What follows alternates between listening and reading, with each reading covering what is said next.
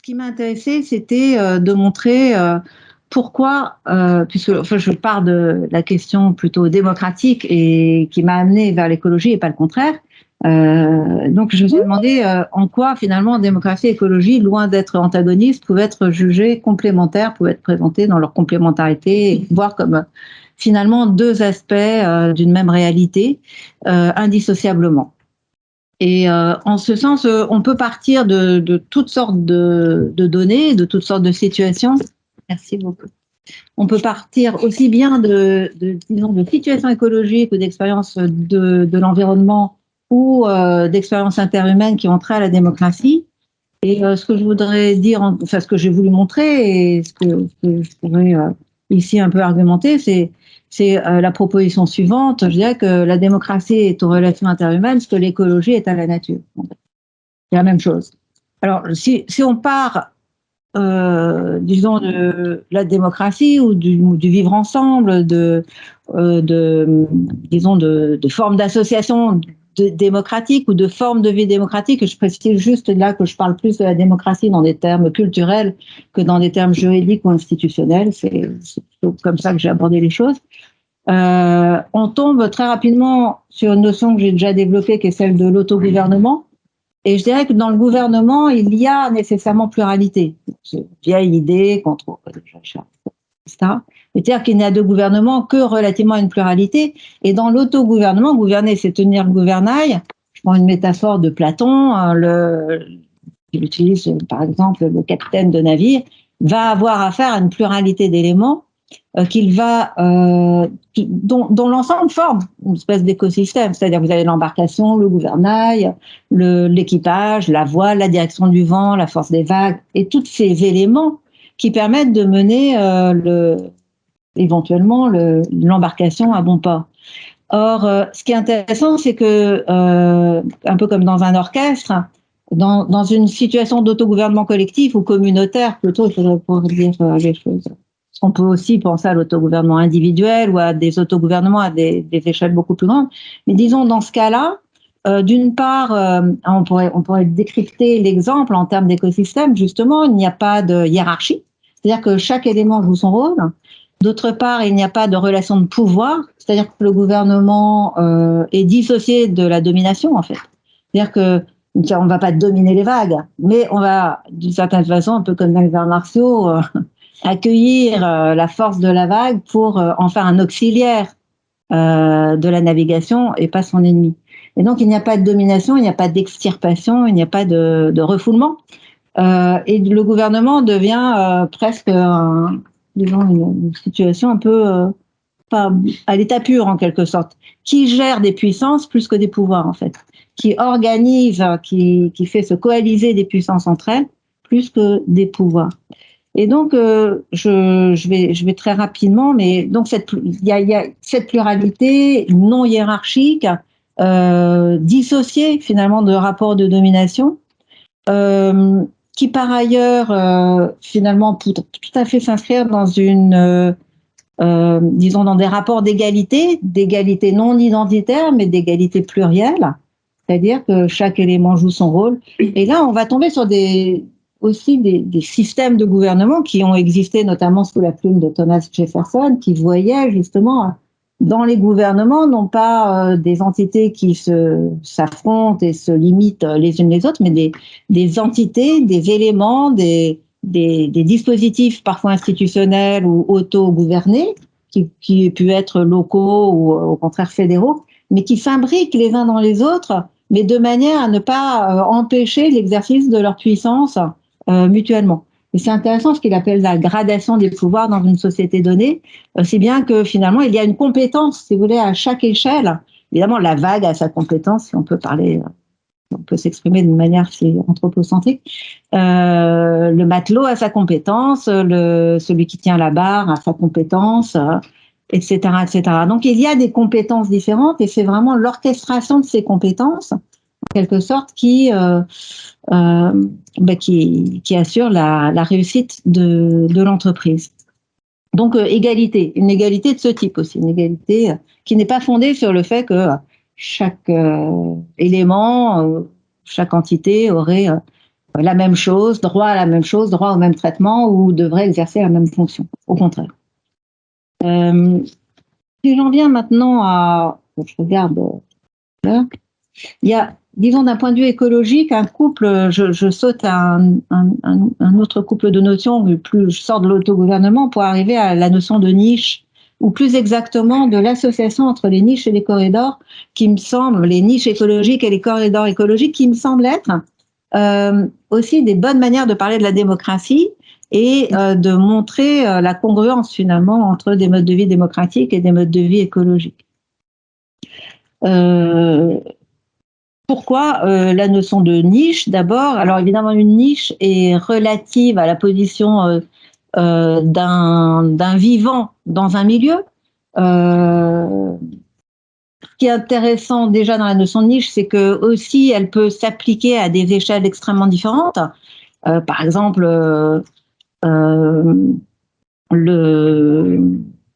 disons, il y a des niches pour parfois des groupes d'espèces, des niches qui existent à l'échelle d'une espèce, des niches qui existent à l'échelle d'un individu, une niche qui existe aussi à l'échelle d'un organe d'un individu. Par exemple, le tube digestif est une niche pour notre microbiote. Vous avez aussi des niches dans le cerveau, par exemple, les vésicules présynaptiques sont des niches pour l'acétylcholine, bon, qui est un neurotransmetteur, bon, etc., etc. C'est-à-dire qu'en fait, ça me semble être très important. Voilà, je ne développe pas la notion scientifique de niche. Il y a plusieurs théories de la niche, en quelque sorte. Mais moi, ce qui me semble intéressant en termes de comparaison ou d'analogie, c'est que justement, la niche est un concept qui fait droit à l'individualité, la spécificité, l'idiosyncrasie des processus vivants en général, et notamment à l'échelle individuelle. Or, qu'est-ce que c'est que la démocratie? Sinon, justement, l'organisation des ressources communes en vue de l'individuation de chacun des membres. Et la niche est aussi, bon, elle a un rôle fonctionnel, hein, la niche est l'ensemble des ressources ou des moyens ou des conditions objectives qui entrent dans la fabrique d'un vivant, c'est-à-dire qui permettent à un vivant d'accomplir son cycle de vie. Et ça me semble très important justement d'entrer par cette porte pour découpler la démocratie d'un collectivisme, d'une manière générale. De découpler, enfin en tout cas d'intégrer dans la démocratie un souci non pas de l'individualisme mais de l'individualité. Comment, alors qui pourrait très bien se traduire aussi bien par des préoccupations éducatives, des préoccupations de soins, des préoccupations environnementales, des préoccupations religieuses, pourquoi pas. Faire entrer la démocratie à l'Église, ça pourrait être une bonne chose aujourd'hui. Enfin, aujourd'hui, ça a toujours été, mais aujourd'hui, je crois que c'est un problème assez urgent. Donc, la niche, si vous voulez, est par ailleurs intéressante à considérer comme concept dans la mesure où l'environnement ou niche, un individu, un être vivant, est un environnement qui est modifié par les activités de cet individu, en quelque sorte. Donc, si vous voulez, là, on entre plutôt dans une vision interactionnelle des relations entre les êtres vivants et leur milieu. Et je dirais que d'un point de vue démocratique, il me semble tout à fait nécessaire pour la réalisation de soi, pour le développement de ce qu'on a en propre, du point de vue à la fois moral, du point de vue pratique, du point de vue d'ailleurs aussi bien physique ou matériel que psychologique, disons de faire des expériences de son milieu de telle manière qu'on le modifie. C'est-à-dire qu'en fait, d'ailleurs d'un point de vue pragmatiste, puisque c'est un champ philosophique dont je me réclame, du point de vue de cette philosophie, l'expérience consiste à endurer en quelque sorte les conséquences de ses propres activités et à s'adapter à des conditions objectives qui ont été générées par ces conséquences une fois qu'on a agi, c'est-à-dire qu'on a transformé notre environnement. Or, on sait bien que toute fonction biologique, toute fonction organique consiste ou se solde par une transformation corrélative d'un milieu. La question qui se pose d'un point de vue à la fois démocratique et écologique, c'est la préservation du milieu en dépit ou même parfois grâce aux transformations qu'on lui fait subir, si vous voulez. Et ces transformations qui sont nécessaires pour l'autodéveloppement, pour le développement de soi, un enfant qui a le sentiment de ne jamais impacter en quelque sorte le milieu qui est le sien, d'abord ne trouvera pas dans ce milieu de prise dont il pourrait s'emparer pour de nouvelles expériences, donc il sera freiné dans sa croissance en quelque sorte, mais par ailleurs, l'environnement lui renverra toujours une image de superfluité ou d'inutilité qui n'est pas très bonne non plus pour l'équilibre psychique, je dirais, tout simplement.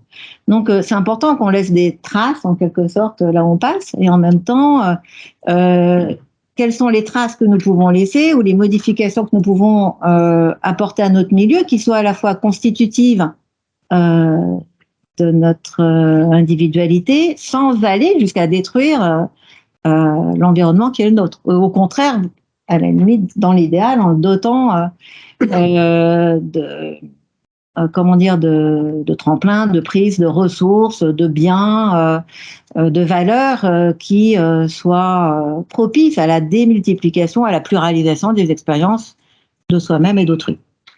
Donc ça, c'est vraiment des manières de parler de la démocratie et de l'écologie, moi, qui me semblent très proches, parce que précisément, un écosystème est un ensemble de ressources ou un ensemble de conditions objectives, si vous voulez, qui, tout en étant actées ou activées par des vivants, sont régénérées par elles. Alors, j'ai pas mal travaillé sur les feux de forêt, là, on en avait parlé tout à l'heure.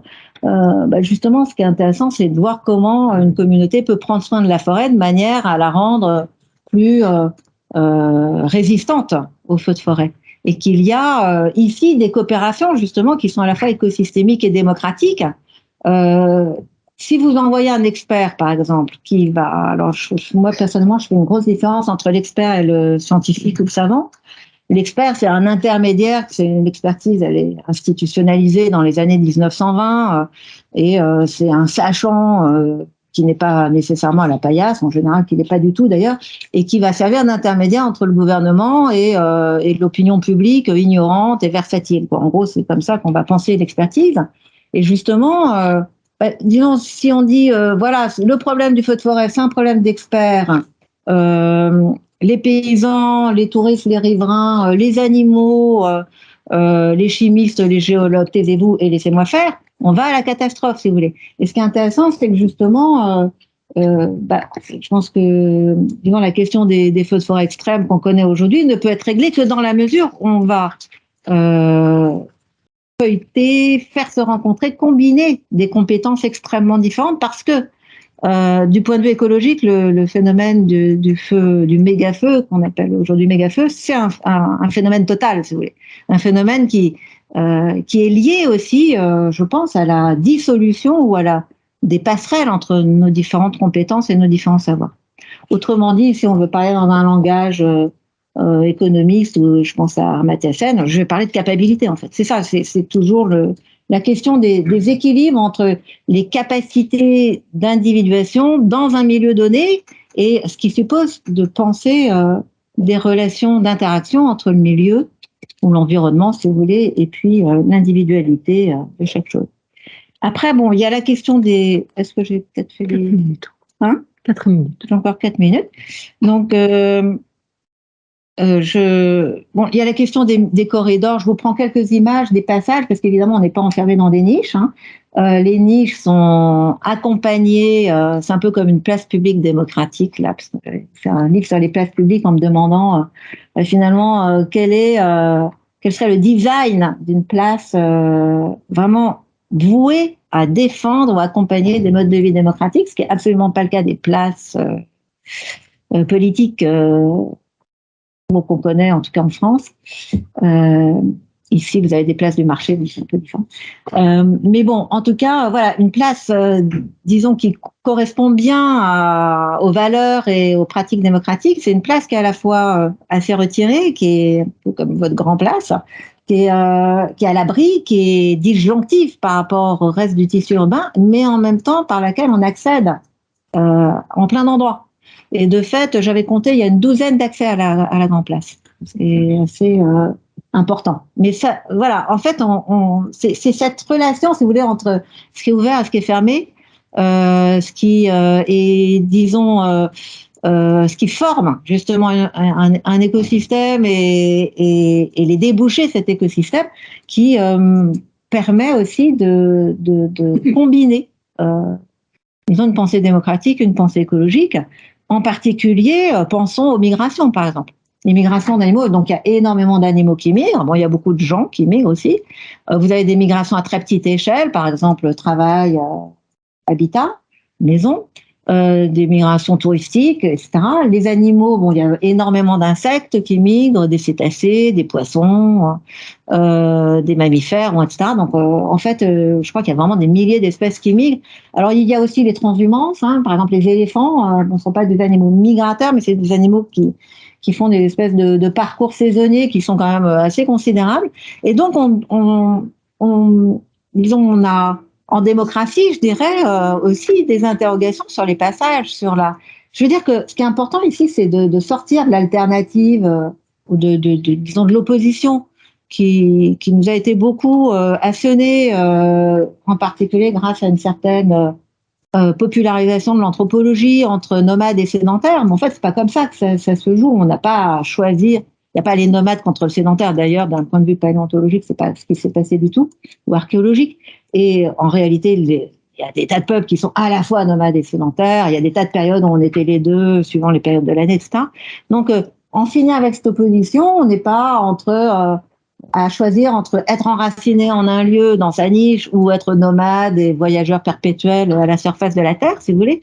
Mais au contraire, cette combinaison entre, disons, entre des niches et des passages entre les niches qui représentent aussi un certain nombre ou qui expriment des mécanismes du vivant de base, notamment des mécanismes moléculaires, en fait, pourrait nous éclairer. Alors, je dirais, pour terminer sur une note très pratique, pourrait nous éclairer en termes d'urbanisme, d'architecture, organisation de la salle de classe, des lieux d'éducation, l'hôpital, et choses de ce genre. Comment concevoir des espaces qui nous permettent à la fois de circuler et de nous poser, qui nous permettent à la fois de nous concentrer, de revenir à notre intimité, de réfléchir, d'analyser aussi parfois les choses qu'on collecte à l'extérieur, et une vie d'exploration, une vie d'expérience, une vie où on se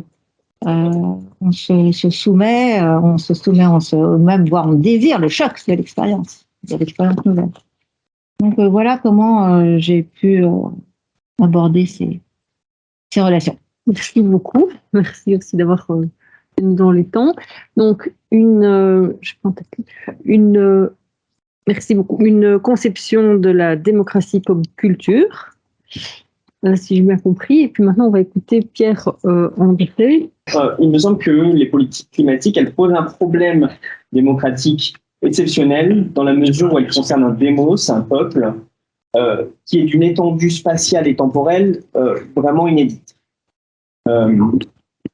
En effet, le peuple concerné par les politiques climatiques, c'est le monde entier pour des centaines d'années, voire pour des millénaires. Si en outre on considère que la démocratie doit s'appliquer également aux animaux non humains ou encore aux plantes, aux rivières, aux écosystèmes, la tâche a vraiment de quoi nous intimider. Donc aujourd'hui, comme je vous disais, je voudrais limiter mon propos à la question de la coordination climatique internationale. C'est-à-dire que je vais laisser de côté la question du caractère démocratique des politiques climatiques nationales, des politiques climatiques locales, pour me concentrer vraiment sur les efforts qui, depuis le début des années 90, ont cherché à encadrer, par un processus de négociation internationale, les politiques climatiques de par le monde. Donc, en effet, depuis le début des années 90, les États se sont engagés dans un processus de coordination internationale des politiques climatiques sous l'égide de l'Organisation des Nations Unies. Et cette coordination, ou absence de coordination, selon le jugement qu'on porte là-dessus, elle influence grandement les politiques climatiques qui sont mises en œuvre ou non aux échelles de gouvernement, notamment à l'échelle nationale. Et elle repose sur l'idée... je m'arrêterai là. Elle repose donc sur l'idée que le changement climatique étant un problème d'action collective à l'échelle mondiale, une coordination des États, de tous les États du monde, est nécessaire pour y répondre, dans la mesure où les politiques climatiques, elles sont vulnérables au phénomène du passager clandestin ou du free riding, hein, c'est-à-dire que si certains États individuels sont tentés de tirer les bénéfices des politiques climatiques tout en continuant de tirer les bénéfices de l'exploitation des combustibles fossiles, eh bien alors, sans cesser d'émettre des gaz à effet de serre, ils peuvent mettre à mal les efforts de lutte contre le changement climatique. Si ces passagers clandestins sont suffisamment importants, comme par exemple les États-Unis ou la Chine, ils peuvent réduire à néant les autres États, les efforts des autres États pour limiter le changement climatique. Et c'est pour ça que dès le début des années 90, le problème climatique a été conçu comme un problème d'emblée d'échelle mondiale et nécessitant une coordination internationale. Et c'est ce pourquoi, en 1992, au sommet de la Terre de Rio, les États ont signé la Convention cadre des Nations Unies sur les changements climatiques, la CNUC, dont on voit un extrait sur la diapositive, je vais y revenir, afin de poser les lignes directrices de la coordination internationale des politiques climatiques, avec y compris donc, ces réunions annuelles que sont les COP, les conférences des parties. Et selon moi, il y a un certain nombre d'éléments de cette CNUC, de cette convention cadre, qui illustre assez bien pourquoi la coordination climatique internationale, elle doit être démocratique, et pourquoi elle ne peut pas, à l'inverse, être confiée à un régime d'experts. Je vais essayer de démontrer à travers 2 points. Et le premier, qui me semble particulièrement important, c'est l'objectif de la coordination climatique internationale, qui est énoncé donc, dans l'article 2 de la CNUC, qui affirme, comme vous pouvez le voir, que l'objectif ultime des politiques climatiques, c'est de stabiliser les concentrations de gaz à effet de serre dans l'atmosphère à un niveau qui empêche toute perturbation anthropique dangereuse du système climatique. Dit autrement, l'objectif de la coordination climatique internationale, c'est d'empêcher le changement climatique dangereux. Le mot dangereux, à mon avis, est particulièrement important. Donc, ce n'est pas d'empêcher le changement climatique tout court, parce que de toute façon, il est déjà trop tard pour cela. Hein.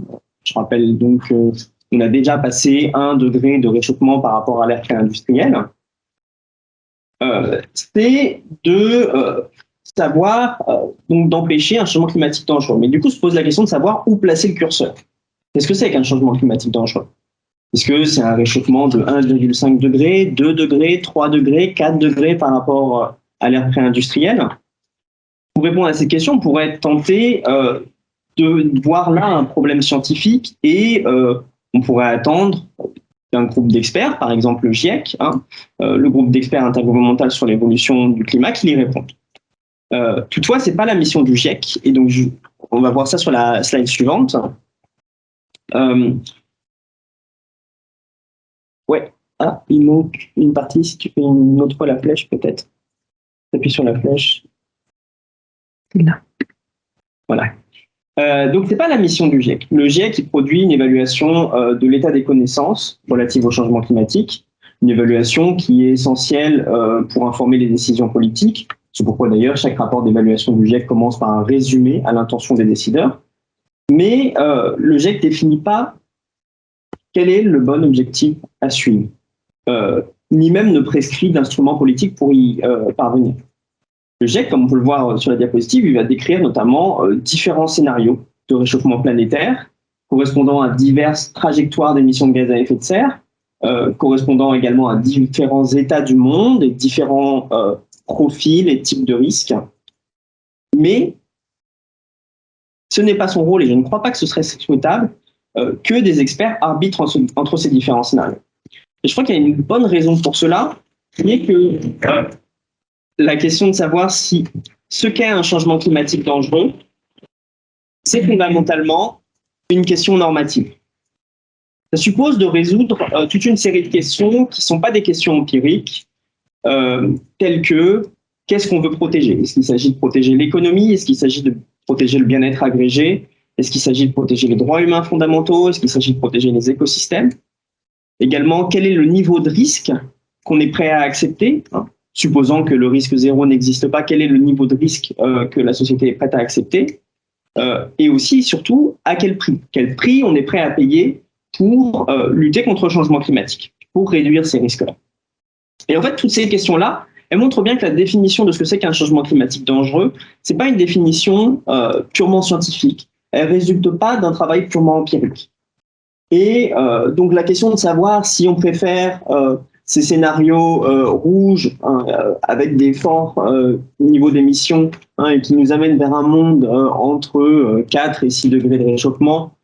Si on préfère un scénario orange qui suppose une réduction des émissions pas trop drastique, pour le dire ainsi, mais qui pourrait nous amener quand même à un réchauffement entre 2,5 et 3 degrés, ou si on préfère une réduction drastique des émissions qui permettent de limiter au plus le changement climatique, mais qui imposent des coûts véritablement importants, ça c'est une question normative. Et on peut distinguer en gros deux grands types d'approches pour répondre à cette question normative, et je pense que c'est extrêmement important de les expliciter. La première approche, c'est ce qu'on pourrait appeler l'analyse coût-bénéfice, qui repose directement ou indirectement sur le principe de maximisation du bien-être mondial et intertemporel, mesuré en termes monétaires. Donc on peut passer à la slide suivante. C'est par exemple ce qu'on fait avec des résultats en fait très différents des économistes tels que Nicholas Stern ou William Nordhaus. Ce dernier, Nordhaus, il a reçu en 2018 le prix de la Banque de Suède, donc ce qu'on appelle le prix Nobel d'économie, pour ses travaux en économie du changement climatique. Et dans ses modèles, il cherche à déterminer ce que serait une trajectoire de réchauffement climatique optimale. Donc c'est ce que vous voyez ici sur le graphique. Donc une trajectoire de réchauffement planétaire optimale, ce serait une trajectoire qui maximise le bien-être agrégé des générations présentes et futures, donc de toutes les générations agrégées les unes aux autres, et puis de tous les individus dans ces générations agrégées les uns aux autres, et à l'échelle mondiale. Et donc l'enjeu, c'est de déterminer à quel moment ça devient trop coûteux de lutter contre le changement climatique par rapport aux bénéfices qu'on en retire, donc par rapport aux risques climatiques qui sont évités par un réchauffement plus fort. Et donc de ce point de vue, les économistes sont plus ou moins d'accord, il me semble, pour dire qu'il ne faut pas ne rien faire et laisser le climat s'emballer. Qu'un réchauffement planétaire de 4, 5, 6 degrés est sous-optimal. Et donc leur définition de dangereux, ce serait sous-optimal. Mais que aussi mettre en place des politiques climatiques trop drastiques pourrait ne pas être désirable, être une mauvaise option dans la mesure où les coûts que ça ferait peser sur les générations présentes seraient trop élevés. Et donc c'est cet exercice-là auquel se livre Nordhaus ici, et vous voyez que au début des années 2000, il allait jusqu'à dire que pour ne pas peser trop lourd sur les générations présentes, une trajectoire optimale de réchauffement climatique, elle aboutissait quand même à 2,6 degrés au milieu du siècle et pas loin de plus de 4 degrés en 2300. Il a un peu revu sa copie, mais il n'empêche qu'en 2010, il dit encore qu'un réchauffement climatique optimal il culmine à environ 3 degrés, un peu après la fin de notre siècle. Pourquoi? Parce que, d'après lui, tout serait une question d'équilibre. C'est d'ailleurs le titre de son ouvrage de 2008, The Question of Balance. Donc ça, c'est une première interprétation de ce que c'est un changement climatique dangereux. C'est un changement qui échoue à maximiser le bien-être agrégé. Et on pourrait adopter une toute autre approche qui consisterait à définir le changement climatique dangereux par référence aux droits humains fondamentaux, comme le droit à la vie, à la santé, à la subsistance alimentaire, éventuellement le droit à ne pas être déplacé de force ou à ne pas perdre son identité culturelle. Et dans ce cas-là, un changement climatique dangereux, ce serait un changement qui transgresserait ces droits fondamentaux. Alors, si cette transgression, c'est impossible de l'éviter, on dirait peut-être que le changement climatique le moins dangereux, et donc l'objectif qu'il faut se fixer pour la coordination internationale, c'est le changement climatique qui transgresse les droits fondamentaux du plus petit nombre de personnes, du moins grand nombre de personnes. Il y a des différences ici, normatives, qui sont vraiment fondamentales par rapport à cette approche qui cherche à maximiser le bien-être. D'une part, l'approche par les droits humains elle est non agrégative, c'est-à-dire que le bien-être supplémentaire des uns ne saurait compenser la transgression des droits fondamentaux des autres. Donc, par exemple, on ne peut pas sacrifier les intérêts fondamentaux des habitants des petits États insulaires qui sont menacés de submersion pour réduire le coût de la transition qui est porté par les classes américaines moyennes, les classes moyennes américaines. Et d'autre part, cette approche par les droits humains, elle accorde le même poids aux intérêts fondamentaux des générations futures et des générations présentes. Alors, je ne vais pas forcément m'attarder tout de suite là-dessus, mais dans ces modèles d'analyse du bénéfice, généralement, on va appliquer un taux d'actualisation aux intérêts des générations futures, et donc les intérêts des générations futures vont peser moins lourd que ceux des générations présentes.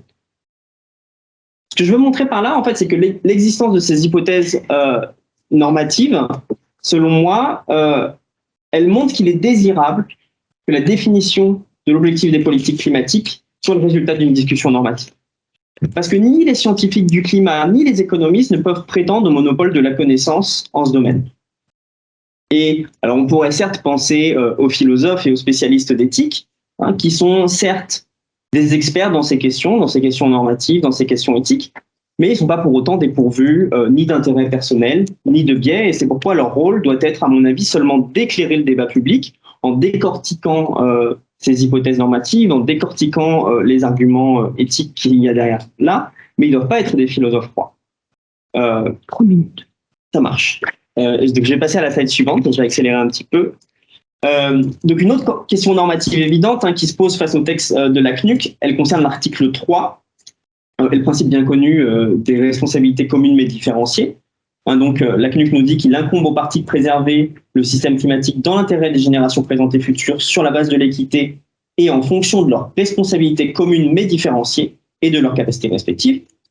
Et ici encore, on peut voir que il y a une question normative fondamentale à laquelle les experts ne peuvent pas prétendre répondre, ou en tout cas pas répondre seuls. C'est la question de la répartition équitable de l'effort, donc de la justice climatique. Et là encore, même si les philosophes peuvent apporter un éclairage, proposer et décortiquer des principes de justice tels que le principe pollueur-payeur, le principe des droits acquis, de la capacité de payer, du bénéficiaire-payeur, il y a tout un ensemble de principes qui sont décortiqués et débattus dans la littérature. C'est, in fine, au peuple éclairé, au démos, que devrait revenir le choix de ce qu'est une distribution mondiale et intergénérationnelle de l'effort plutôt qu'une autre. Alors, je vais passer à la slide suivante. Qu'est-ce qu'il en est de l'accord de Paris, donc, qui incarne, à la suite du protocole de Kyoto, les objectifs et les principes définis dans la CNUC. Tout d'abord, l'accord de Paris propose une définition du changement climatique dangereux. Enfin, il en propose deux, en fait, 2 degrés et 1,5 degré. Donc, on vise 2 degrés, mais si possible, 1,5 degré de réchauffement par rapport à l'ère pré-industrielle. Est-ce que ces objectifs-là, ils ont été décidés démocratiquement? En fait, pas vraiment. Ils sont certes le résultat de négociations entre 195 États qui ont signé l'accord, mais selon une règle d'unanimité et à la suite, finalement, de négociations qui obéissent à des relations de pouvoir, à des intérêts plus forts et de certains que d'autres. Et on peut voir ici, en fait, 2 grandes limites, et je terminerai là-dessus, à une démocratie mondiale et transgénérationnelle dans le domaine climatique. D'abord, évidemment, ce n'est pas une démocratie qui est participative. On peut se dire que c'est une démocratie qui est représentative par le truchement des États qui sont censés représenter les intérêts de leurs peuples nationaux. Et à cet égard, l'objectif d'1,5 a été mis en avant et défendu par les représentants des petits États insulaires. Mais là où il y a une absence de démocratie mondiale, c'est que d'une part, tous ces États du monde qui ont signé l'accord de Paris ne sont pas tous des États démocratiques, ne sont pas tous des démocraties représentatives. Et même pour ceux qui le sont, on ne peut pas dire que la définition de ces objectifs climatiques, ou encore la définition du juste partage de l'effort, elle fasse l'objet d'une délibération publique véritable. On ne fait pas vraiment partie du débat public le plus courant de savoir si un changement climatique dangereux, c'est plutôt 1,5 degré ou 2 degrés. Et puis surtout, la plus grande faiblesse, et je terminerai là-dessus, elle concerne le caractère transgénérationnel de la démocratie. Le peuple, le démos qui est concerné par les politiques climatiques, il devrait inclure les générations futures. Or, ces générations futures, elles ne sont pas représentées directement, puisqu'elles n'existent pas encore. Alors, est-ce que les gouvernements représentent les intérêts des générations futures? On peut penser qu'indirectement, les électeurs, s'ils se soucient de leurs enfants et de leurs petits-enfants, si tant est qu'ils en aient ou souhaitent en avoir, représentent en partie les intérêts de ces générations futures. Mais à mon avis, il y a 2 grandes limites à ça. D'une part, c'est que les citoyens des démocraties représentatives se soucient des enfants et des petits-enfants qui sont les leurs, et ce ne sont pas forcément ceux qui seront les plus affectés par le changement climatique, qui peuvent se situer dans d'autres pays, qui, eux, ne jouissent pas d'un gouvernement représentatif et démocratique. Et d'autre part, ce modèle qui dit, voilà, on se soucie des intérêts de nos enfants et petits-enfants, il ne se porte pas sur les générations futures les plus éloignées, qui souffriront le plus des effets du changement climatique, et en particulier des effets lents du changement climatique, comme la hausse du niveau des océans. Donc, pour conclure très rapidement, la démocratie me semble un idéal désirable pour la coordination climatique internationale, en raison de tous les choix normatifs qui sont sous-jacents aux objectifs et aux principes que suivent les politiques climatiques internationales. Mais c'est un idéal qui fait face à des obstacles colossaux, et qui est donc un travail encore énorme qui nous attend. Merci beaucoup. Merci donc. Caractère désirable de la démocratie et en même temps les difficultés ressurgissent. Philippe, troisième voie, merci beaucoup. Oui. Troisième voie, et alors, un peu un pont entre les deux interventions très différentes l'une de l'autre qu'on vient d'entendre. Donc, le point de départ, c'est la question de savoir s'il y a un conflit, une tension entre écologie et démocratie. Alors, la stratégie intellectuelle de Joël, telle que j'ai pu la lire, texte que j'ai lu avec beaucoup d'intérêt, intitulé La démocratie est écologique ou elle n'est pas. La stratégie intellectuelle consiste à enrichir la définition de la démocratie par rapport à sa définition coutumière, de telle manière que la tension disparaisse et que, au fond, l'écologie soit incorporée dans la démocratie. Et par conséquent, qu'on ne peut pas être démocrate, vraiment démocrate, sans être en même temps écologiste. Et donc, cet enrichissement consiste donc dans ce texte-là essentiellement à dire, bon, c'est vrai, la démocratie, c'est en partie ce que tu appelles là une machinerie politique, mais c'est aussi, pour Dewey avant tout, pour la tradition pragmatiste avant tout, une culture, et en particulier lorsqu'elle est explicitée dans le texte comme une méthode de l'expérience publique. Alors, c'est une manière d'essayer d'aborder cette question du rapport entre démocratie et écologie.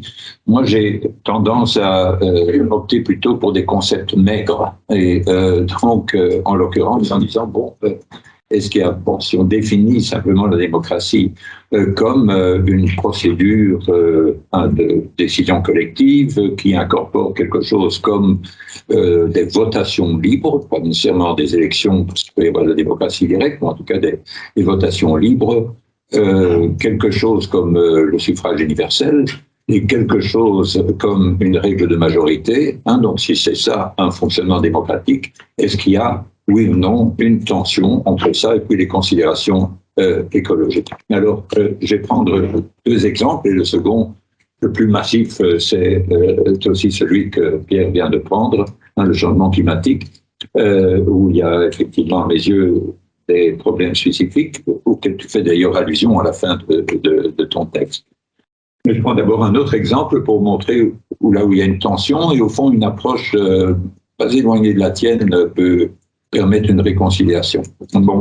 J'ai été impliqué de près il y a une dizaine d'années dans ce mouvement appelé Picnic the Streets, qui visait à obtenir la piétonisation de l'autoroute urbaine qui cassait le centre de Bruxelles en deux. L'argumentation était de nature écologique, elle consistait à dire nous serons amenés de plus en plus à vivre en ville pour des raisons écologiques, tassés les uns contre les autres. Par conséquent, ça va coûter cher d'habiter en ville, on devra habiter petit, et ça rend extrêmement importante la qualité des espaces publics. Donc il faut veiller pas seulement à la mobilité soutenable, mais à l'immobilité agréable. Et donc, dans le cas de Bruxelles, c'était évident, il fallait libérer du trafic automobile cette zone centrale. Il fait que les exécutifs bruxellois, de sextennat en sextennat, ne faisaient rien. Qu'aucun des partis politiques, en vue des élections communales qui allaient se dérouler au mois d'octobre, n'avait promis quoi que ce soit. Non. Alors, que faut-il faire? Donc, il y a une espèce de contradiction entre ce qu'exigent les considérations écologistes et puis ce à quoi conduit la démocratie locale dans ce cas-là. Mais que faire dans ce cas-là? Compléter l'urne par la rue.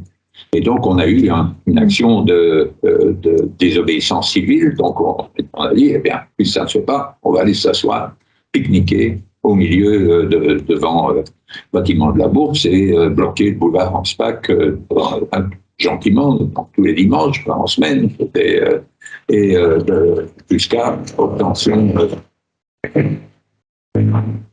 jusqu'à obtention de cette décision de piétonisation. Et alors, il y a alors une forme de complémentarité, parce que finalement, c'est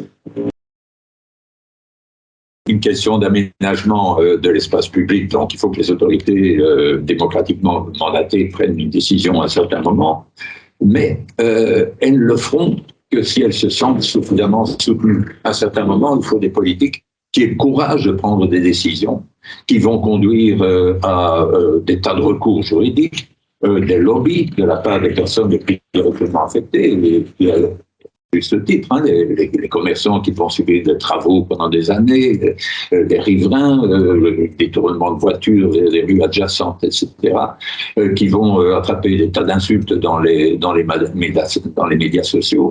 En fait, si on avait fait à ce moment-là un référendum dans le Pentagone de Bruxelles, il y aurait une majorité pour s'opposer à la chose. Donc, il faut à un certain moment des décisions qui, en un certain sens, sont antidémocratiques, mais en un sens plus large, le sont néanmoins pour amener les décideurs à prendre des décisions qui sont très importantes pour le long terme et sont importantes au service d'un intérêt général qui ne se limite pas à l'électorat immédiat. Et donc, dans un cas comme celui-là, il y a une tension, il peut y avoir constamment des tensions entre ce que les politiques poussés par leurs électorats sont amenés à faire, un NIMBY omniprésent aussi pour des mesures de nature écologique.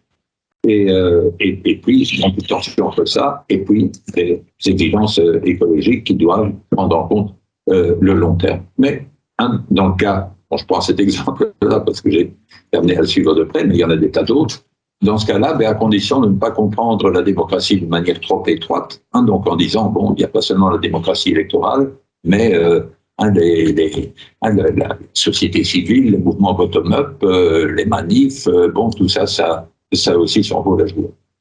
Là où les choses sont beaucoup plus compliquées, c'est alors le deuxième exemple, c'est dans le cadre de biens écologiques globaux, donc de biens publics écologiques, de nature écologique globaux, à commencer par la préservation de notre atmosphère. Et alors tu fais allusion à la difficulté de ta réconciliation aussi entre écologie et démocratie au moment où tu dis, juste avant la conclusion, où tu crées juste avant la conclusion, en outre, les intérêts des milliards d'individus affectés par le changement climatique sont si dissemblables que la formation des notions communes dont Aristote faisait la condition de la communauté politique se heurte à de nombreux obstacles supplémentaires. Et donc là, effectivement, dans le cas du changement climatique, on a un problème massif dont Pierre a déjà bien explicité deux dimensions, et je commence par une troisième, que j'illustre de la manière suivante. J'ai reçu un mail ce matin de quelqu'un qui m'envoie régulièrement des mails depuis la crise de la pandémie, qui est quelqu'un qui avait fait un stage à la chaire Ouvre vers le début de la chaire, donc 25 ans ou 30 ans peut-être. Donc il peut avoir maintenant 45, 50 ans, quelque chose comme ça. Et donc voilà ce qu'il me dit. Donc mon point de vue, je bombarde assez bien de messages auxquels je réponds pratiquement jamais, mais voilà, il vient de m'en envoyer un, donc il dit. Et donc mon point de vue sur le réchauffement climatique. 1. Le réchauffement climatique est un outil de propagande créé grâce à des techniques de communication très élaborées, voire le bureau McKinsey pour ce genre de but. 2. Ce concept fabriqué sert certains lobbies très puissants pour des intérêts complexes et que je n'aborde pas ici. 3. il sert aussi à détourner l'attention du vrai problème de la planète pour focaliser l'opinion publique sur de faux débats, carbone, etc., et donc oublier le reste, à savoir la pollution de l'eau et de l'air, des terres agricoles notamment, et des aliments, additifs, etc., et surtout la pollution du vivant par toutes les technologies liées à des ondes électromagnétiques et autres, Wi-Fi, 5G, 6G et autres. Bon, alors, la première difficulté dans le cas du changement climatique, c'est que nous sommes une démocratie avec un électorat qui est composé d'ignards, y compris moi-même. Ce que je veux dire, c'est que on nous raconte toutes ces affaires du GIEC, des trucs, on nous fait un accès plus ou moins direct à ça. Mais franchement, c'est qu'on est capable de vérifier nous-mêmes. Simplement, est-ce qu'on a eu un printemps un peu plus beau que dans le passé? Est-ce qu'il neige moins souvent? C'est vraiment un changement climatique perceptible. Bon, quel genre d'impact est-ce que ça peut avoir? Des inondations? On a déjà eu aussi dans le passé.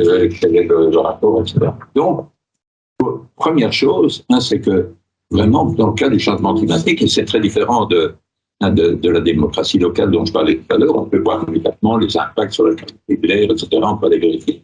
Mais ici, on a des raisonnements d'une complication effroyable pour parvenir à nous dire « oui, au Bangladesh, il y aura autant de personnes qui seront sans abri suite à des inondations, le niveau d'eau, le niveau de la mer en Polynésie va être bon, etc.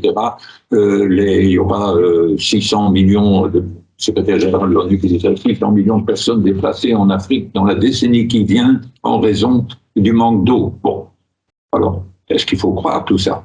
Est-ce qu'il faut croire? Quelle raison est-ce qu'on a de croire?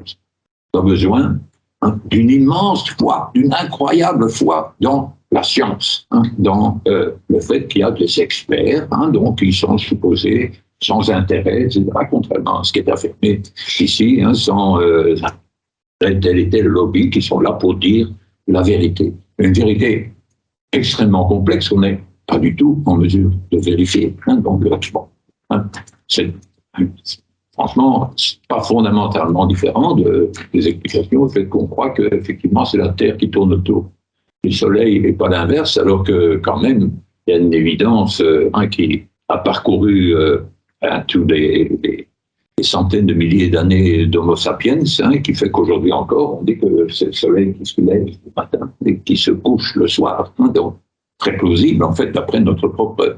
Donc première difficulté, nous sommes tous des ignorants. L'électorat est constitué d'ignorants. Et pour faire agir cet électorat au service du changement, enfin, des aspects dangereux du changement climatique, il faut une foi incroyable dans la science et donc dans les scientifiques, coalisés à travers le GIEC, etc. Donc, première difficulté. La deuxième difficulté, c'est effectivement le caractère de bien public global, et donc, alors que la démocratie est une démocratie locale. Et donc, avec la difficulté qu'on perçoit très bien aussi chez nous, à un moment, il s'agit de prendre des décisions qui sont coûteuses au niveau européen. C'est de dire, le problème dit la tragedy of the commons, la tragédie des communaux, ou donc il y a le free riding dans ce cas-là, dilemme du prisonnier, etc. Il y a des tas de manières de le décrire, mais en vrai, c'est l'idée, si les autres font ce qu'il faut, et que nous autres, on ne le fait pas, nous autres, on s'épargne le coup, et le problème est résolu. Et si les autres ne font pas ce qu'il faut, et si les autres ont fait l'effort, ça ne changera rien du tout. Donc, dans l'un et l'autre cas, ce qui est rationnel pour moi, si je suis suffisamment petit dans l'ensemble, c'est de m'épargner le coup. Et donc, si chacun tient ce raisonnement, c'est la tragédie des communaux. C'est ça la structure formelle du problème. Alors évidemment, la manière dont on résout ce problème, c'est de se dire on va se mettre tous ensemble pour empêcher cette tragédie. Le problème qu'au niveau où on est tous ensemble, il n'y a pas de pouvoir coercitif, il n'y a pas d'État global qui dit « Oh là, tu avais promis de faire ça, on va te punir ». Et donc là, c'est un immense problème. Donc, Nordhaus, dont on a parlé tout à l'heure, donc, a dit, écoutez, le protocole de Kyoto et tout ça, tout ce qu'on a essayé de faire, ça n'a pas marché, précisément parce qu'il n'y avait pas de sanctions. Et donc, il a cette idée des climate clubs, que tu la connais, et qui dit, bon, il faut un système donc, qui va permettre, au fond, d'avoir un ensemble de pays qui se mettent ensemble, qui conviennent d'une stratégie en termes de prix du carbone, et puis qui pénalisent ceux qui, donc au niveau de l'importation de leurs produits vers les pays qui ne font pas ça. Mais d'une certaine manière, c'est un appel ça qui vient d'être mis en place par l'Union européenne, les CBAM, Carbon Border Adjustment Mechanism, donc qui dit bon pour protéger nos industries qui sont soumises à un prix du carbone, etc., et qui doivent payer pour leurs émissions de carbone. Bon, il faut qu'on les protège contre les importations en provenance des pays qui ont un prix du carbone bien inférieur. Bon. Et donc, par conséquent, à l'entrée, on va les taxer. Alors, très bien, ça semble essentiel d'aller dans la bonne direction, mais on arrive immédiatement à des problèmes d'équité du type que tu as mentionné. Ceux qui sont de l'extérieur, ils disent, écoutez, vous avez pu vous développer tranquillement pendant 2 siècles, en polluant sans aucune contrainte, sans rien payer pour votre carbone. Et maintenant, que nous essayons de nous développer comme vous l'avez fait, nous autres, on va être pénalisés pour ne pas le faire, on doit nous imposer un prix du carbone, c'est pas bon. Alors la réponse à ça, parce que mes cours là-bas, on avait comme invité la directrice générale commerce de la Commission européenne. Alors elle a renvoyé à l'article 3 là-bas, disant différencier, etc. Et donc il doit y avoir des formes de compensation. Oui, ces formes de compensation sont insuffisantes par rapport. Mais donc, second problème, en tout cas, donc la démocratie. Donc, un premier problème, démocratie d'ignare, nous tous, par rapport à l'ampleur du problème. 2, démocratie nationale, locale, par rapport à un problème global. Et donc, faute d'avoir cet État mondial qui est capable de sanctionner ceux qui font défection par rapport aux différents accords, eh bien, il faut chipoter de cette manière-là avec un des climate clubs et des CBAM et compagnie, et où immédiatement, effectivement, des problèmes d'équité se posent. Et puis, le troisième problème, c'est le plus fondamental de cette manière, c'est que même la meilleure démocratie du monde ne sera jamais que la dictature de la génération présente. Ceux qui ne sont pas encore nés, ceux qui n'ont pas encore le droit de vote, ne sont pas présents dans l'électorat. Et alors, on peut effectivement avoir une forme d'identification avec ses enfants, avec ses petits-enfants. Bon, une des raisons pour lesquelles il importe non seulement qu'on continue à procréer dans nos sociétés, mais que la procréation soit suffisamment largement diffusée, qu'il n'y ait pas une minorité qui se spécialise en faisant des familles à 5 enfants, et puis que la plupart des ménages sont des ménages sans enfants, donc ça peut être une partie.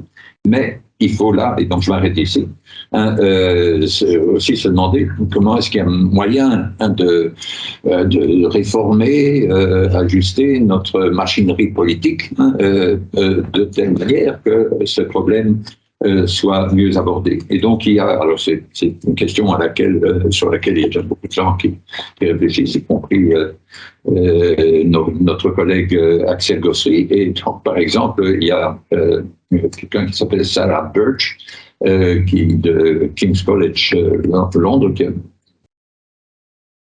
a rédigé un texte récemment sous le titre Voting for the Future, Electoral Institutions and Time Horizons of Democracy, où il y a 6 pages de bibliographie sur donc différents articles, différentes contributions qui sont pertinentes sur le sujet, c'est-à-dire comment, donc il y a toutes les propositions qui sont faites, parce qu'il peut y avoir des règles constitutionnelles qui devraient être alors mises en œuvre par les juges constitutionnels de manière à protéger les générations futures. Est-ce qu'une forme de modification de l'âge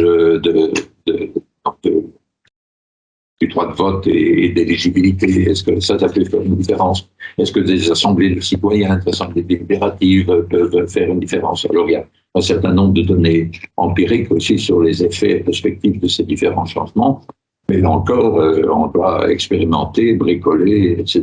Et donc c'est ça aussi dans le pragmatisme et l'idée de l'expérience dans cette interprétation-ci. Donc pour résumer, Est-ce que écologie et démocratie, est-ce qu'il y a une tension entre les deux?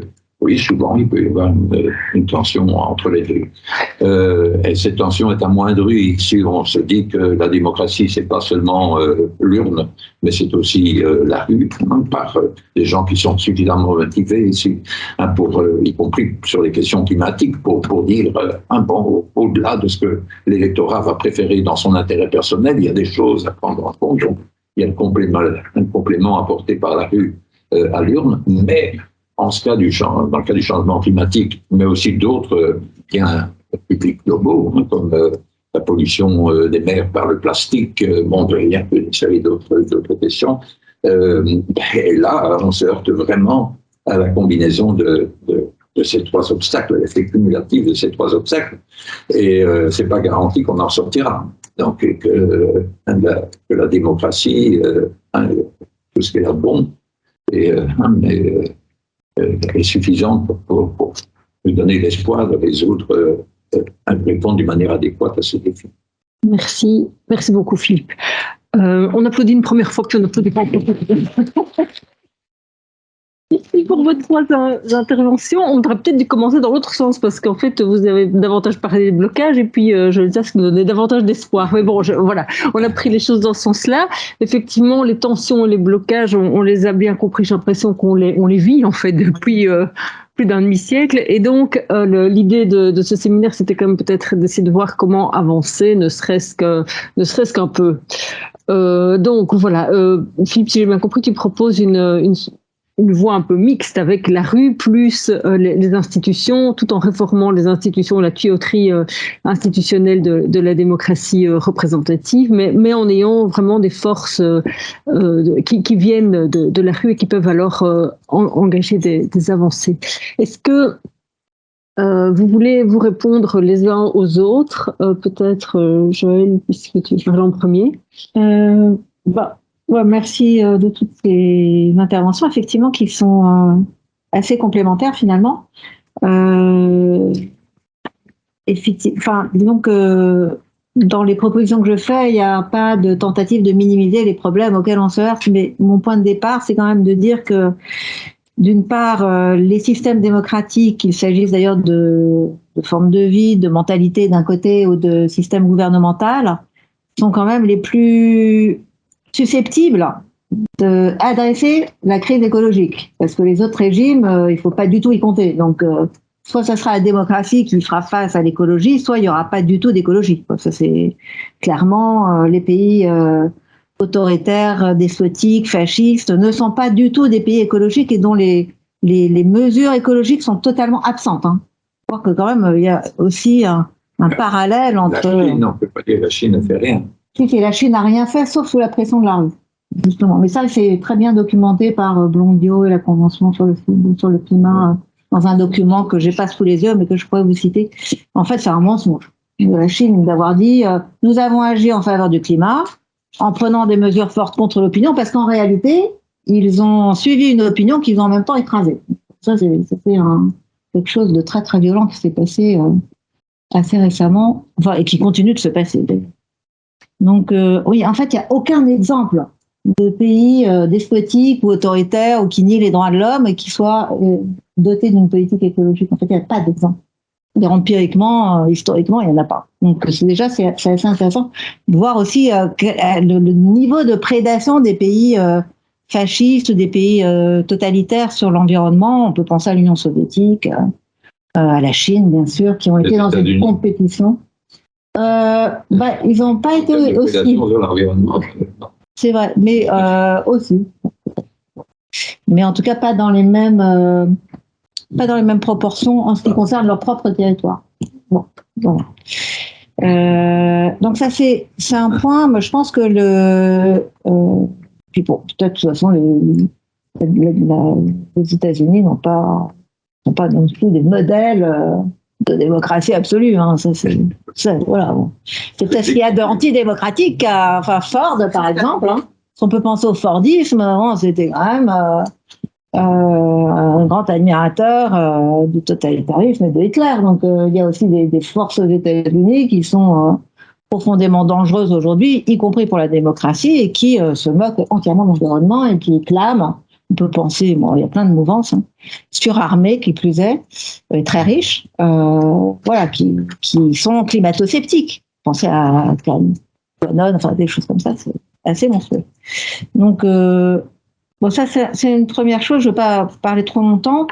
Ce que je pense par ailleurs, c'est que l'ignorance dont tu as parlé et à laquelle on est tous confrontés, c'est aussi une ignorance des experts.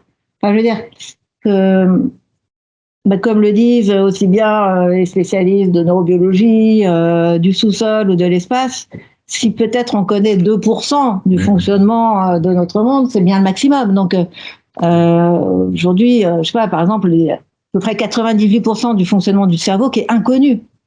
On ne sait pas de quoi est composé le sol, on ignore tout en fait. Donc on est quand même obligé de démocratiser l'ignorance, si on peut dire. Il n'y a pas des gens qui savent et des gens qui ne savent pas. Personne ne sait. Enfin, on sait tous certaines choses et en même temps, ceux qui savent le plus ne savent quand même pas grand-chose par rapport à ce qu'il faudrait savoir. À ce qu'il faudrait savoir. Voilà. Donc on peut. Bon. Évidemment, ça ne fait pas trop avancer les choses de dire ça, mais ceci étant, ça permet de relativiser. Si je reprends la question même de l'urbanisme participatif, et je trouve ça vraiment intéressant de faire des choses, des expériences de ce genre, dans la rue, d'être dehors, etc. Pique-nique, moi je trouve ça très bien, très très formateur, ça c'est un point que je voudrais aborder après. Mais de fait, on acquiert des compétences. À partir du moment où, par exemple, aujourd'hui, dans le Gard, dans le Var, un peu partout, que ce soit au niveau d'un habitat participatif, au niveau disons de la connaissance de la vie de la forêt pour la protéger des feux, il y a des tas de compétences qui sont en train de se croiser, de naître, de se développer au contact des problèmes réels qui se posent directement aux gens. Et des solutions viennent aussi de la mise en commun de ces compétences qui sont des nouveaux communaux, en fait. Je crois que c'est vraiment important de le pointer. Pareil, si on s'occupe d'urbanisme ou d'architecture participative, clairement, il y a des... Je veux dire, on ne peut pas inventer une science des matériaux, une science géologique, etc. Tout ça s'apprend. Mais la capacité, c'était d'ailleurs les premiers sondages d'opinion dits participatifs par Fishkin étaient fondés sur justement le fait de former l'opinion et non de l'enregistrer telle qu'elle, mais de la former. Et en fait, les gens, ils forment très bien à partir du moment où on distribue équitablement. Donc voilà, ça c'est un autre aspect. Et puis le dernier aspect auquel j'ai pensé en vous écoutant, et qui vaut aussi bien au plan local ou au plan international, c'est que finalement, est-ce que ça n'est pas en cultivant son jardin qu'on apprend à voter autrement? Est-ce que ça n'est pas justement en gouvernant par soi-même, de soi-même, pour soi-même, les choses qui sont placées sous nos yeux? C'est une expression de Jefferson qui va être reprise par Tocqueville d'ailleurs. Est-ce que ça n'est pas dans le gouvernement des petites choses qu'on apprend la démocratie, qui ensuite va faire de nous un citoyen plus responsable, plus soucieux du bien commun, plus environnementaliste, plus éveillé, plus judicieux que celui qui va se contenter d'aller voter une fois de temps en temps à Albany ou à Washington, c'était une phrase de Jefferson, et donc qui considérait justement que celui qui prend soin de ses propres affaires va développer les vertus absolument nécessaires à la citoyenneté, et faute de quoi, finalement, il ne sera citoyen qu'à moitié.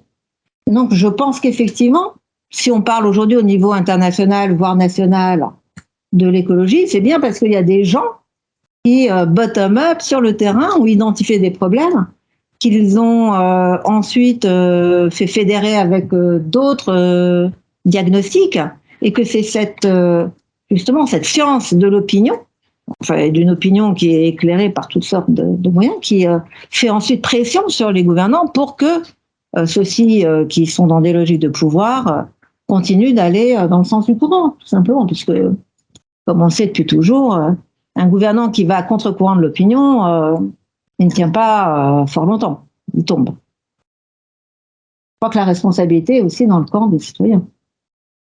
en ce qui concerne ce que font nos gouvernants, nos dirigeants. Voilà ce que je voulais dire. Merci beaucoup. Merci. Donc je garde l'optimisme. Est-ce qu'on peut prendre peut-être des questions, sauf s'il y a une chose urgente à ajouter?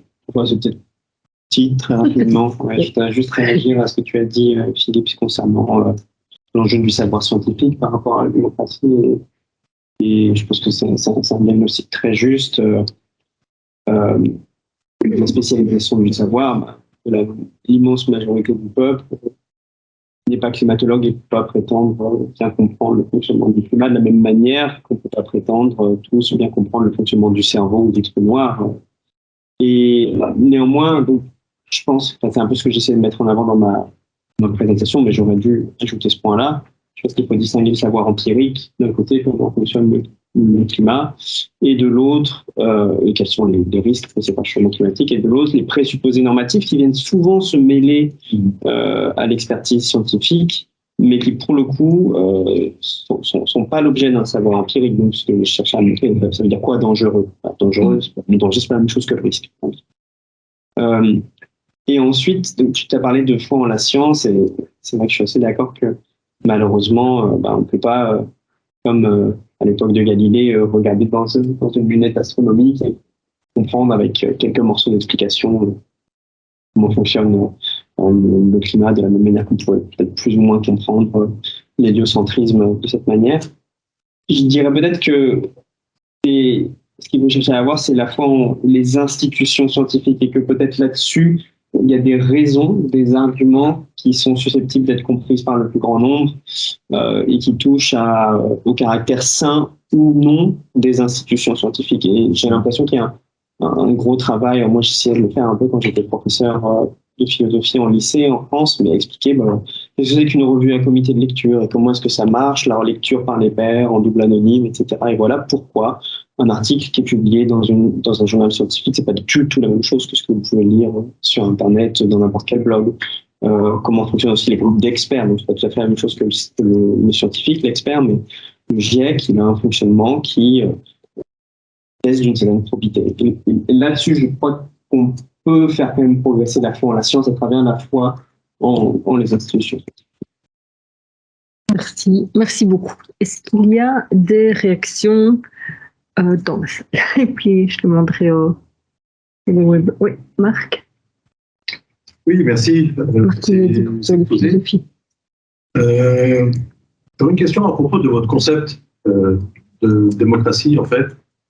Vous mobilisez souvent dans vos textes, etc., l'image de Platon, du pilote de navire qui, effectivement, doit, au fond, gérer plein d'informations très diverses et orchestrer, en fait, les compétences des uns et des autres, gérer toutes ces informations. Bon, moi, ce qui me frappe, c'est que c'est exactement la même image qu'utilisait Norbert Wiener pour expliquer son modèle cybernétique.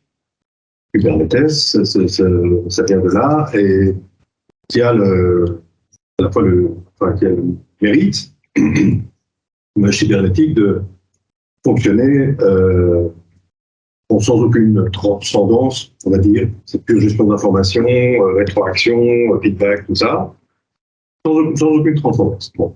Or, c'est l'image que vous mobilisez. Alors, moi, pour la démocratie, alors, ce que je me demande, c'est est-ce que cette vision, je dirais purement fonctionnelle, de la démocratie, gestion de compétences des uns et des autres, avec du flux d'informations que ça génère, donc suffit en fait pour une politique écologique, pour un changement de mentalité écologique, pour un élargissement écologique de la démocratie, parce que au fond, ça peut tout aussi bien justifier un fonctionnement, je dirais, très individualiste de la démocratie. C'est-à-dire, tant qu'on respecte les compétences de chacun au bon niveau, etc., chacun ne se préoccuper que de lui-même, de son bien-être et éventuellement de son environnement proche. Donc, est-ce que ça suffit? Est-ce qu'il ne faudrait pas un moment de transcendance, je dirais, dans ce modèle démocratique? Et comme l'a bien vu Rousseau, et bien d'autres que lui, Rousseau m'en connaît, qu'il fallait surmonter l'individualisme du contrat social, que ça n'est pas comme ça. Il a inventé pour ça le concept de volonté générale, qui est, c'est ça qui est intéressant chez Rousseau, qui est, chez chaque individu, contrairement à ce qu'on croit souvent, c'est pas la volonté commune, etc. C'est chez chaque individu la capacité de transcender ses propres intérêts. Et il a bien vu que le contrat, au fond, ne fonctionnait pas, ne tenait pas sans ça. C'est ce que j'appelle ce moment de transcendance, de dépasser ses propres intérêts. Alors, voilà comment est-ce qu'on peut, au fond, voilà, c'est ma question, c'est votre concept, au fond, que je trouve peut-être un peu individualiste, au fond, de démocratie. Comment est-ce qu'on crée du commun à partir de là? Et d'où question secondaire, qui est en fait ma vraie question, c'est de savoir si le problème d'une politique écologique commune, est-ce que ce n'est pas, non pas une démocratie qui fonctionne mal ou qui est un peu réduite, mais est-ce que ce n'est pas plutôt un individualisme forcené dans lequel nous sommes tous, individualisme nominaliste, si vous voulez, dans lequel nous sommes tous partie prenante. Ce qui expliquerait aussi que, en fait, c'est pas tellement une question de régime autoritaire ou pas autoritaire. Sur la Chine, vous dites que c'est pas vrai que, bon, je sais pas, je suis ignorant justement. Je vous enverrai les. Enfin bon, quand même, je pense qu'ils ont fait de manière autoritaire. Je pense que les grands empires, Inca, Aztèques, etc., n'étaient pas anti-écologiques, précisément parce qu'ils n'étaient pas individualistes, ils avaient un sens des limites, sens de la transcendance et sens des limites. Bon, est-ce que c'est pas ça, au fond, le problème? Et est-ce que votre concept de démocratie parvient à dépasser, au fond, cet individualisme fonctionnaliste qu'induit ce modèle cybernétique que vous utilisez? Alors, pour commencer, je dirais que disons que l'image de l'embarcation et du capitaine de bord, un chef d'orchestre. Enfin, d'ailleurs, la métaphore du chef d'orchestre est très souvent utilisée aussi par les démocrates. Le chef d'orchestre qui fait pas de musique, mais qui harmonise les contributions des uns et des autres, et pas seulement fonctionnaliste. Bon, c'est une image parmi d'autres. Hein. Elle n'est pas uniquement fonctionnaliste parce que la question de savoir où va l'embarcation est absolument nécessaire.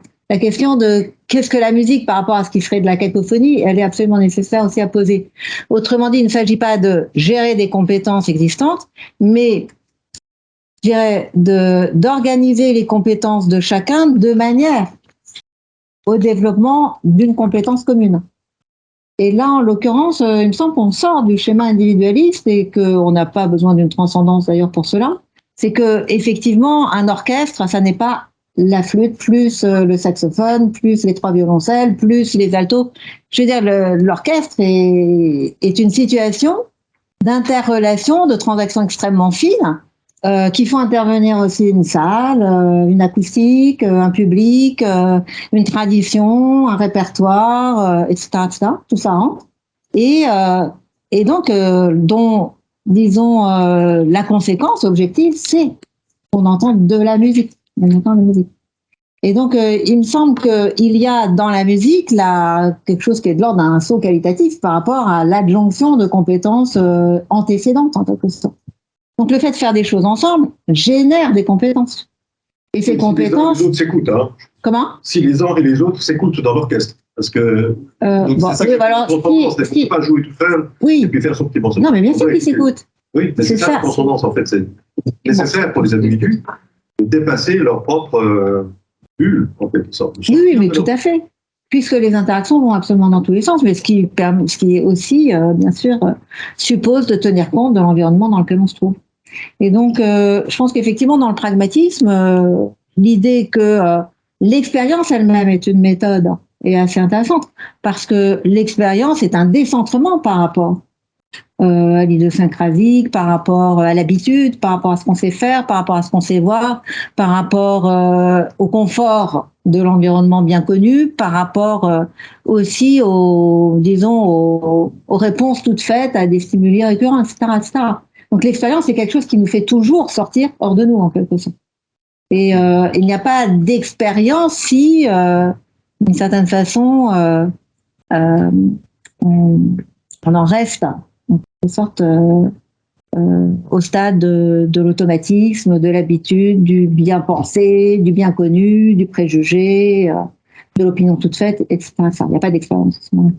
Et donc, quand dans le pragmatisme, ou que ce soit chez Peirce au niveau de la théorie de la science, du développement scientifique ou du progrès scientifique, ou chez John Dewey à un niveau plus moral ou politique, quand l'expérience est intitulée méthode, cela signifie effectivement que via l'expérience, on arrive à des formes d'union sociale, à des formes d'association, à des formes d'entente et de projection aussi, tout à fait différentes de formes d'association qui seront fondées sur la fascination, sur l'argument d'autorité et choses de ce genre. Bien qui, par contre, sont très individualistes, c'est-à-dire qu'on a effectivement des manières d'ajuster les gens qui, loin de les faire sortir hors d'eux-mêmes, en quelque sorte, qu'on les conforte dans leurs croyances, dans leurs habitudes, etc. Et ça, c'est plus de la démocratie, justement. C'est pas non plus de l'art, d'ailleurs, c'est bon, etc., etc.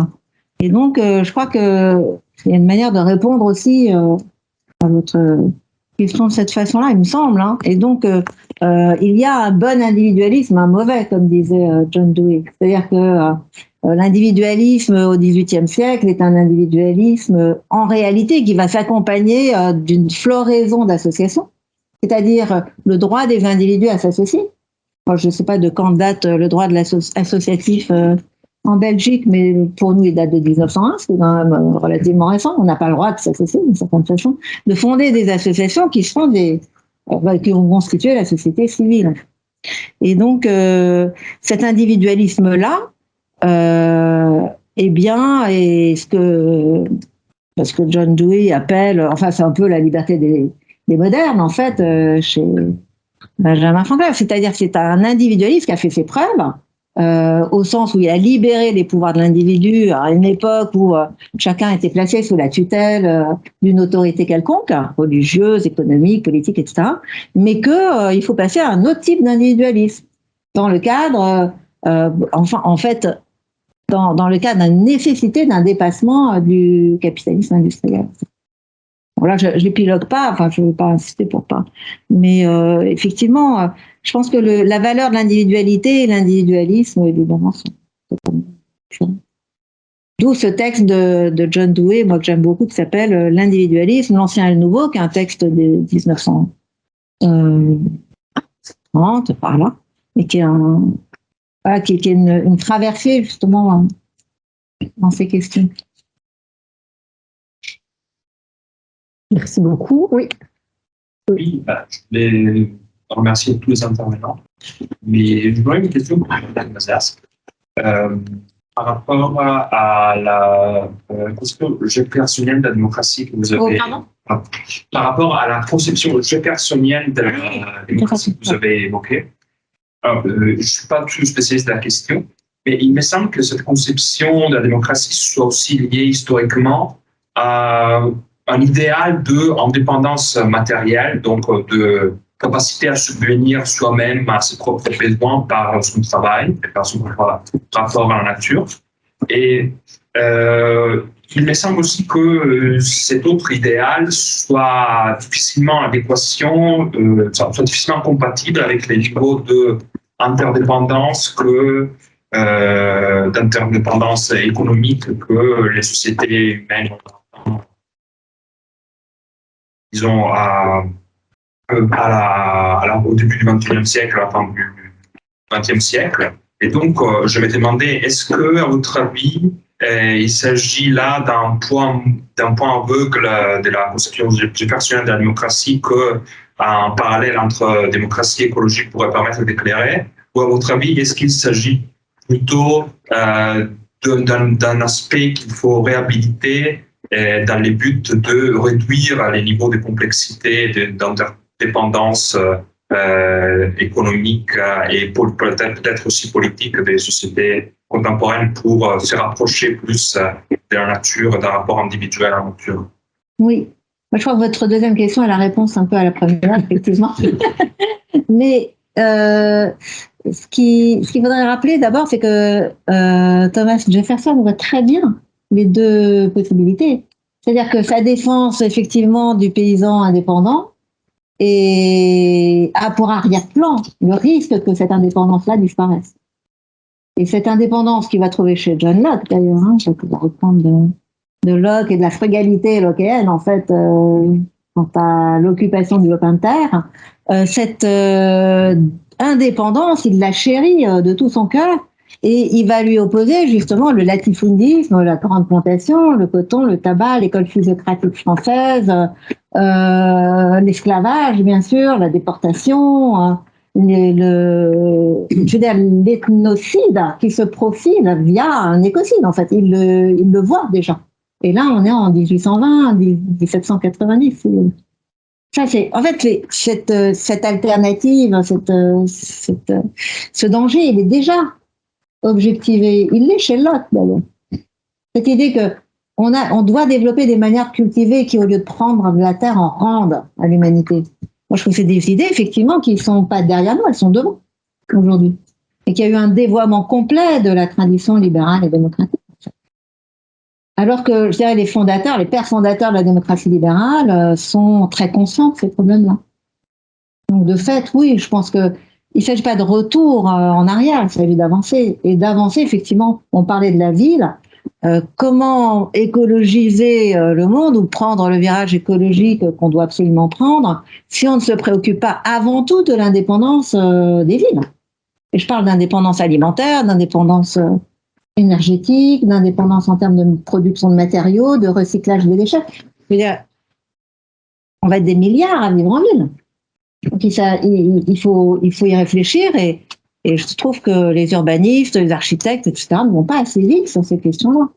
Il n'y a que des citoyens ignorants qui s'occupent d'indépendance alimentaire dans la ville. Enfin, c'est quand même...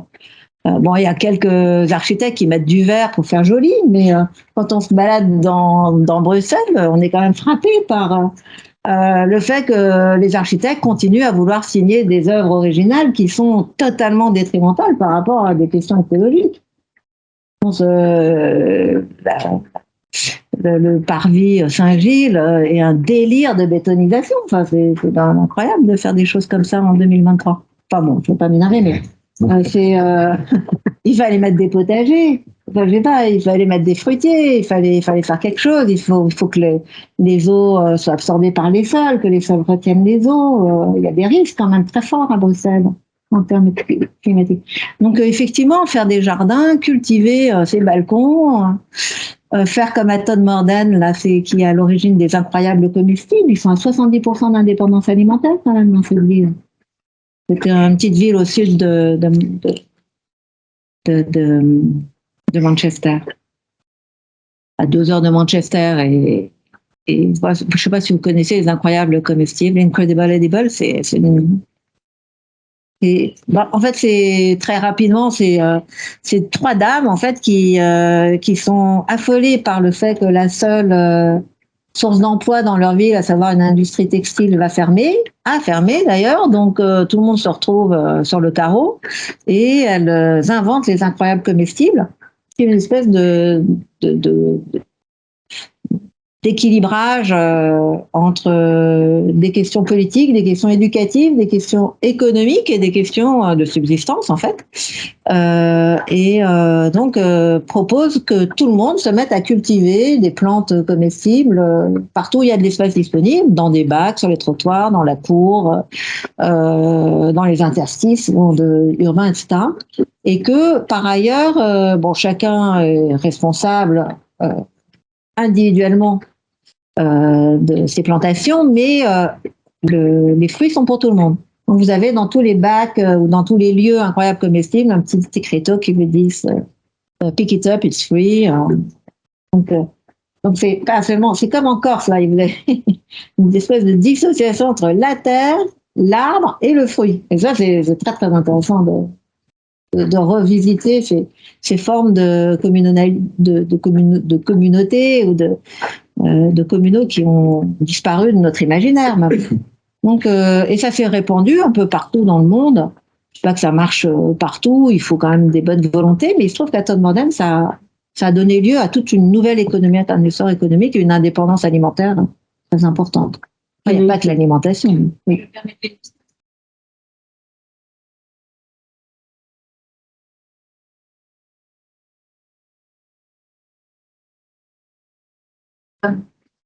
Pas été mis en valeur, mais il y a un autre usage. On passe à côté. En fait, c'est pas quelque chose. Et les fruits sont... C'est plutôt des légumes ou alors des... Ouais. Oui, ou des légumes, oui. Ou des condiments. Ouais. Les plantes aromatiques, tout ça, les condiments. Mais c'est vrai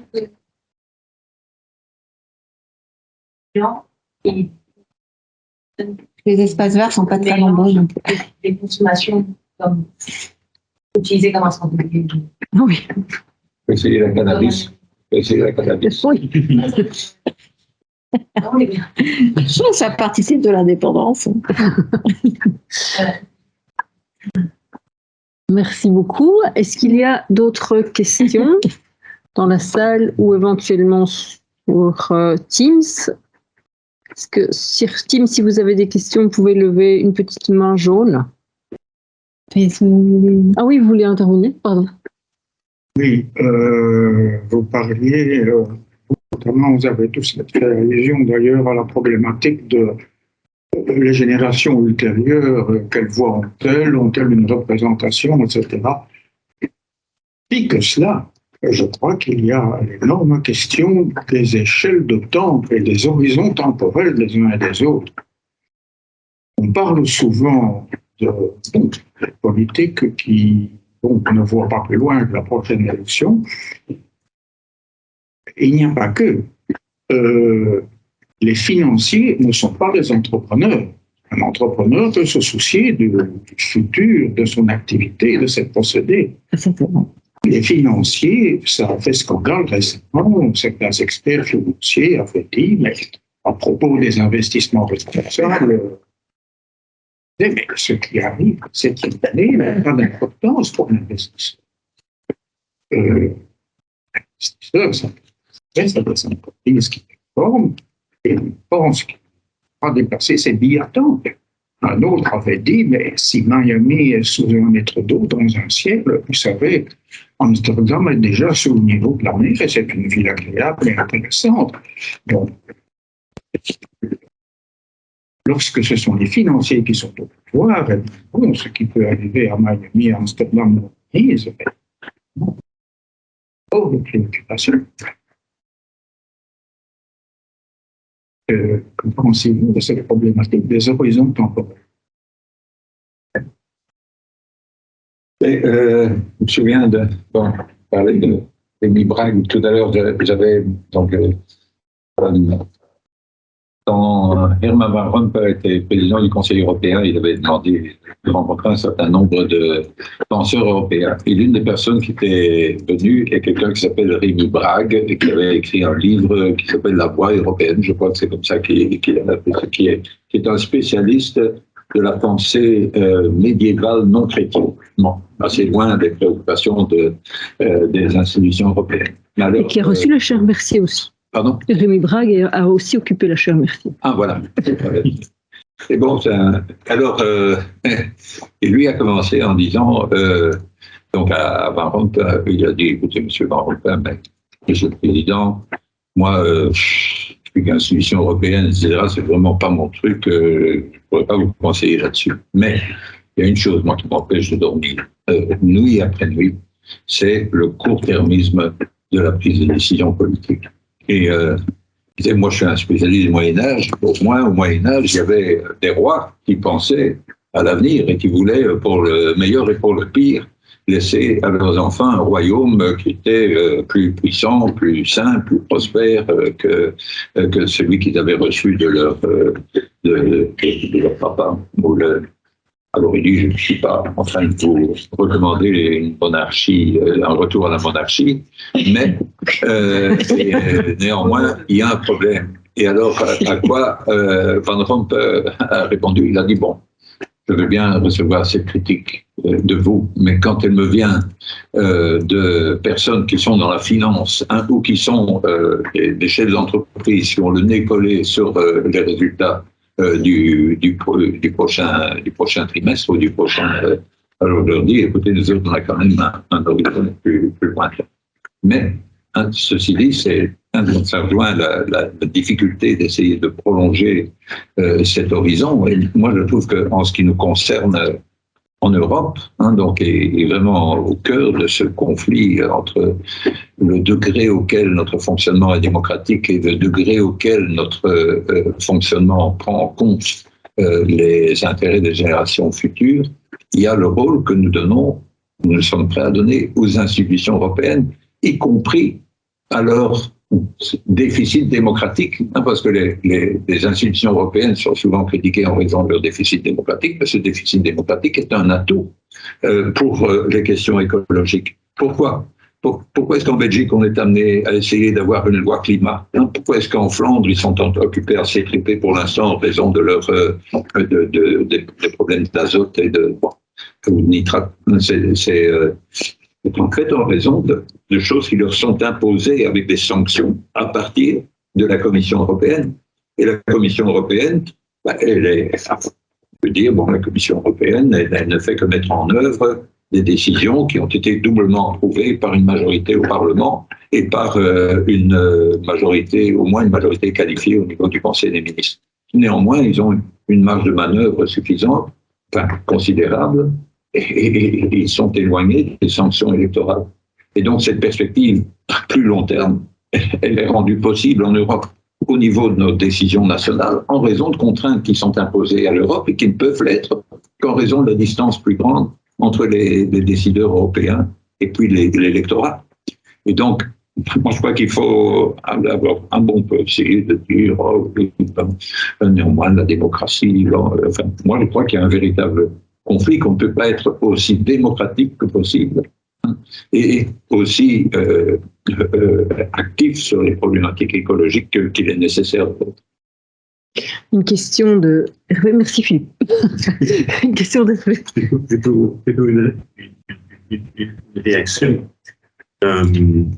Et peut-être pour essayer de réarticuler les deux points de vue.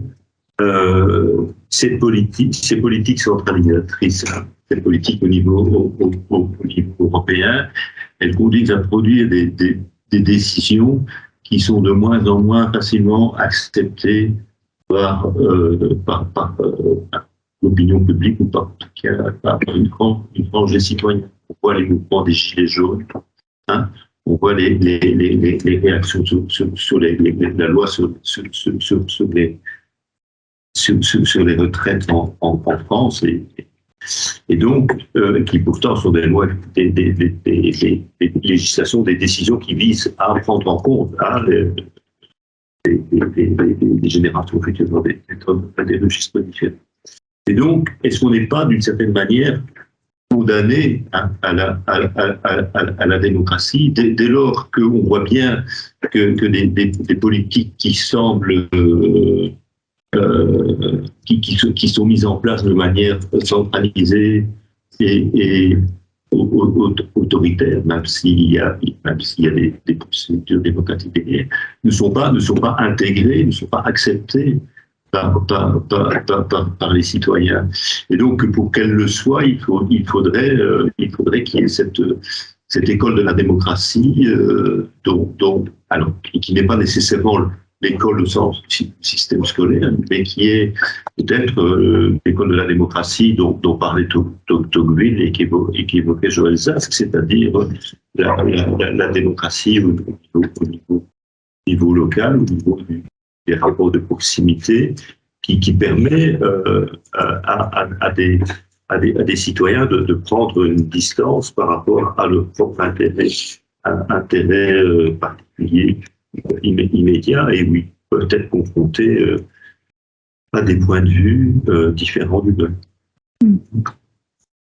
En principe, on ne peut qu'être d'accord. Seulement, il y a l'urgence. Alors, on avait les courbes de tout à l'heure. Alors, tu peux dire l'urgence et le caractère global. Donc, il faut que ce processus, non seulement ce soit ici à Louvain-la-Neuve, mais que ce soit aussi dans les quartiers difficiles d'Anvers, et puis que ce soit comme ça en Chine, et que ce soit comme ça, etc. Et à ce moment-là, ce sera acceptable. Mais combien de temps ça va prendre, Et en même temps, à chaque fois, tu dois refaire tes courbes, parce que tu as l'accumulation de carbone dans l'atmosphère, et alors le coût, plus on attend, plus le coût requis pour rester dans les limites est important. Et donc, plus il faudra raisonner plus fort avec les gens pour leur faire avaler un coût encore plus important. Et quelle serait l'alternative? Eh bien, alors, reconnaître qu'une certaine dose de déficit démocratique. Et alors, c'est-à-dire, plus on parvient à rendre les COP contraignantes avec les sanctions, donc tu dois avoir un pouvoir, alors, l'horreur totale, un État mondial. Donc, tu es alors fortement décentralisé, mais plus que la manière de parvenir à internaliser les externalités négatives, c'est une autorité commune qui peut imposer. Alors, c'est ce qu'on parvient à faire au niveau européen. Donc, c'est parce que là, effectivement, on a une autorité contraignante qui empêche le free riding, qui empêche certains pays alors de le prendre à l'aise parce que les autres font le boulot. Et donc, une question plus triste pour les démocrates. Non, je voulais pas voir. Juste une question. Ok. Non. Oui, c'est une question, il faudrait une réponse. Sur une question assez courte, est-ce que les villes nouvelles, comme Villeneuve-d'Ascq, Louvain-la-Neuve, Brasilia, Milton Keynes, quelque part en Angleterre, dont les architectes ont eu tout le temps d'analyser, de voir comment on va reconstruire une ville nouvelle. Bon, on en a vu le carcan médiéval ou bien la grille absurde rationaliste de ABCs, Avenue 1, 2, 3, etc. Est-ce qu'ils ont mieux réussi et le corollaire à ça, qu'est-ce qu'on doit finalement faire? Parce que quand j'ai entendu l'analyse, nous autres, je suis déjà un vieux de la Neuve, on était très contents qu'au début, on pouvait un petit peu cultiver dans la station des abeilles de l'université de Louvain-la-Neuve. Parce qu'ils disaient les gens qui en avaient marre d'être sur cette table de béton pouvaient au moins un petit peu chipoter, planter des fleurs, etc. Puis après, on a dit on va créer des jardins collectifs. Donc il y a deux ou trois jardins collectifs, le râteau de la baraque, le vertige, puis il y a le quartier alternatif, dont Anaïs dit, etc. Mais il y a quand même un problème, c'est que pour Beauvoir, qui est en construction, est 3 fois plus grande, et nous vivons, par exemple, dans notre association de citadins de la dalle en béton qui veulent un petit peu jardiner, toucher la terre comme nos grands-pères, sont toujours sous la menace éventuellement de devoir les placer. On n'est plus aux abeilles, on n'est plus au centre où il y a les bôles là, et la station météo, on est sur une prairie. Et finalement, qu'est-ce qu'on peut faire pratiquement? Et je reviens à la question, parce que les Brésiliens font Villeneuve-d'Ascq, par exemple, ou je ne sais pas, dans le sud de la France, il y a tout ce ne sont pas des modèles d'écologie. C'est sûr que les villes nouvelles sont la plupart du temps des célébrations du béton et du verre. Donc, ça pose... bon, là, en l'occurrence, ici, c'est plutôt la brique. Enfin, bon, mais... non, enfin là, je pense qu'il faudrait effectivement repenser la ville complètement, la repenser comme un écosystème naturel, pas seulement un écosystème urbain. Donc, je crois que c'est la grande question de la ville aujourd'hui. C'est s'il y a de plus en plus de gens à loger, effectivement, ou de plus en plus de gens dont l'environnement initial, naturel est détruit, et donc qui convergent vers les villes, parce que c'est quand même ce qui est en train de se passer, parce que la nature est largement aussi artificialisée que la ville, dans bien des cas, eh bien, comment construire, quoi. Et je crois qu'effectivement, puisqu'on ne peut pas envoyer les gens dans l'espace, qu'on n'a pas de planète de rechange, comme on dit, voilà, il faut quand même aussi, dans un premier temps, disons, effectivement se demander comment faire que l'écosystème urbain et un écosystème naturel soient joints, se combinent, en fait. Ça me semble... Après, il y aura des réponses concrètes, pratiques. Il y a déjà des réponses, enfin, disons des plans d'écologisation des villes au niveau du canton de Genève, au niveau de Lausanne, au niveau de Rennes, au niveau, voilà, un certain nombre de villes comme ça. Washington DC, Cleveland, voilà. Donc, il y a vraiment plein de choses qui sont en train d'être faites là, mais c'est pas encore si développé, pas énormément développé. Après, ce que je pourrais quand même ajouter concernant le débat initial, c'est que, disons que historiquement, les modes de vie démocratiques accompagnés d'institutions démocratiques ont produit des changements à très très grande vitesse par rapport aux autres régimes. Et donc, je vois pas forcément très bien qu'on puisse accuser la démocratie d'être lente, alors que c'est quand même au niveau des transformations sociales les pays démocratiques qui ont été les plus rapides. Donc, bon, déjà, en soi, ça peut aussi permettre de prendre un certain recul par rapport à... C'est assez rapide quand même aussi. D'après les historiens, non. Il a fait que, disons, compléter des institutions, des habitudes qui étaient là, tout en respectant d'ailleurs d'autres organisations sociales, notamment l'organisation sociale du jardin partagé, du MIR, qui dépend de l'époque tsariste et qui a été préservée en fait. Qui a d'ailleurs créé un certain équilibre. C'était une manière d'orchestrer la situation sur place. Donc c'est une chose. Et puis ensuite,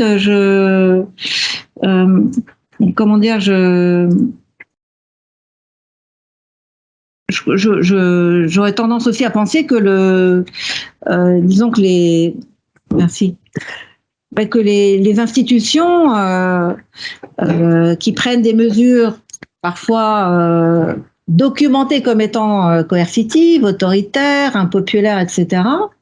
En réalité, et ça devrait être étudié, et les sciences sociales y contribuent, prennent des décisions qui sont soutenues par la majorité.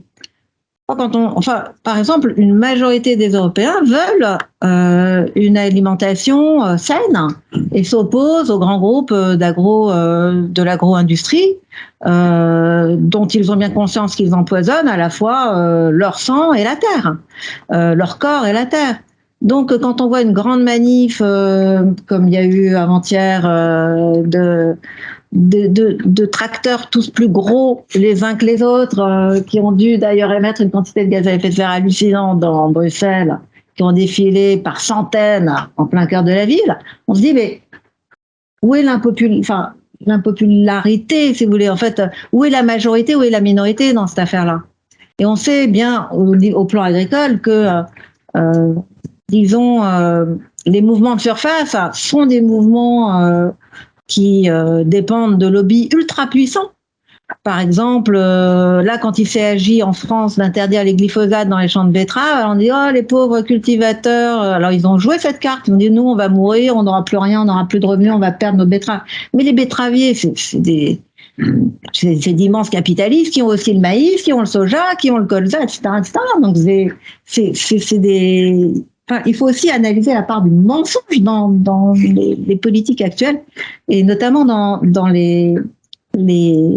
tous les groupes qui essaient d'imposer leurs intérêts et qui contestent, grâce d'ailleurs à des think tanks très très sophistiqués, qui contestent la décision politique comme étant antidémocratique. Mais ça, c'est quand même des montages. Enfin, faudrait le documenter beaucoup plus précisément que je ne peux le faire là, mais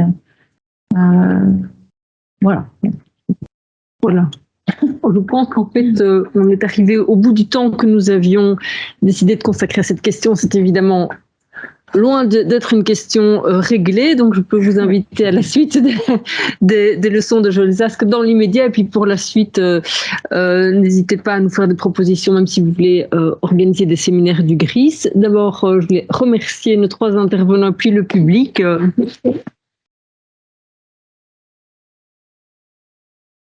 Et Nathalie. pour les questions et les échanges. Et donc, rendez-vous vendredi à 14h pour le prochain séminaire du GRIS qui est consacré à la question de l'habitation et les nouvelles formes de famille dans un contexte de transition. C'est avec Pierre Vautier et deux autres intervenants, donc c'est au Leclerc 52. Bienvenue donc vendredi et à très bientôt de toute façon. Au revoir.